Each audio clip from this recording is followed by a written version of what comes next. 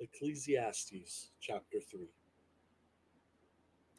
For everything there is a season, a right time for every intention under heaven, a time to be born and a time to die, a time to plant and a time to uproot, a time to kill and a time to heal, a time to tear down and a time to build, a time to wipe and a time to laugh, a time to mourn and a time to dance, a time to throw stones and a time to gather stones, a time to embrace and a time to refrain, a time to search and a time to give up, a time to keep and a time to discard, a time to tear and a time to sow, a time to keep silent and a time to speak, a time to love and a time to hate, a time for war and a time for peace.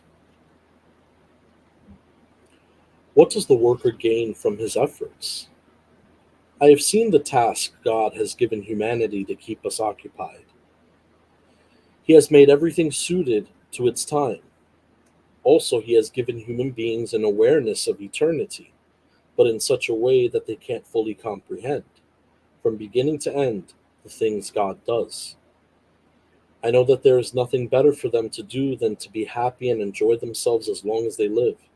Still, the fact that everyone can eat and drink and enjoy the good results from all his work is a gift of God.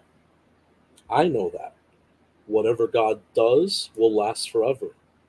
There is nothing to add or subtract from it, and God has done it so that people will fear him. That which was is already here, and that which will be has already been. But God seeks out what people chase after. Another thing I observed under the sun. There, in the same place as justice, was wickedness. There, in the same place as righteousness, was wickedness. I said to myself, the righteous and the wicked God will judge, because there is a right time for every intention and for every action.